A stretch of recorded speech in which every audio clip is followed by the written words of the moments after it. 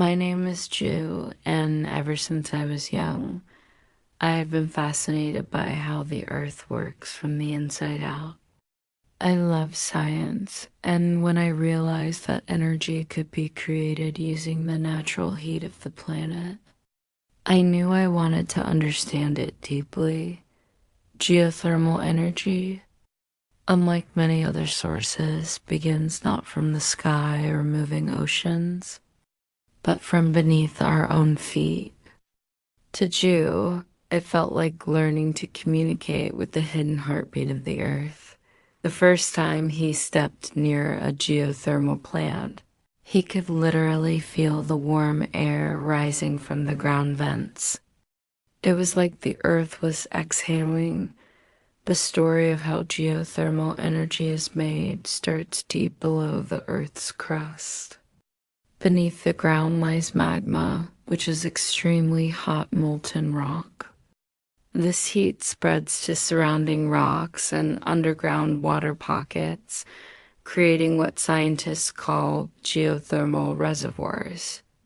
When water meets such intense heat, it turns into steam. Ju followed an engineer named Mason, who welcomed him into the control area of a large geothermal station. Mason explained, "See, Ju, we drill wells down into these hot reservoirs. When we open the passage, steam rises naturally because of pressure and heat." As Ju looked at the diagrams on the wall, he noticed how precise the drilling had to be. One wrong placement and the steam wouldn't reach the power plant efficiently. He admired how technology had evolved, letting humans reach deep layers of earth. Without harming the surface. The rising steam is then directed through insulated pipes into a turbine system. This is where the magic happens, at least it felt magical to Chu. The steam, under high pressure, pushes turbine blades, making them spin rapidly. That spinning motion drives a generator, turning mechanical energy into electrical energy. In simpler words, hot steam becomes electricity that lights homes, schools, and entire cities. Ju was amazed to find out that after the steam leaves the turbine, it isn't wasted. Instead, it is cooled down in a condenser, becoming liquid water again.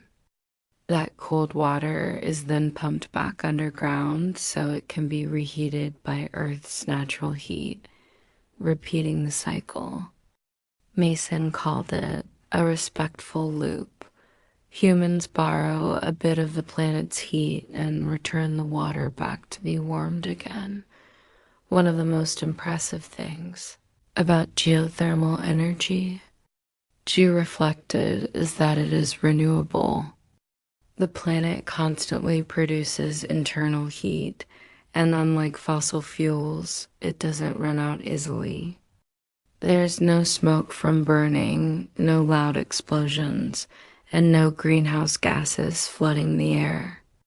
Standing outside the geothermal facility, the air smelled clean and the sky looked clear. No ash, no soot, no haze. Of course, Mason also reminded Ju that geothermal isn't perfect everywhere. To make this energy, he said, you need the right land. Not every country has hot underground reservoirs in the right location. Ju nodded. Countries with volcanoes or tectonic activity, like Iceland, Japan, and parts of the United States, were leading examples. Later that day, Ju witnessed a maintenance team checking pressure levels in the pipes. The work was careful and calm. There was no blasting coal, no burning gas, just the quiet hum of machines powered by heat that had existed in Earth's core for millions of years. He thought about how old this energy truly was, older than humanity, older than the first cities, older than history itself. It was heat formed in the Earth's birth, still rising today, and possibly still warming the planet thousands of years into the future.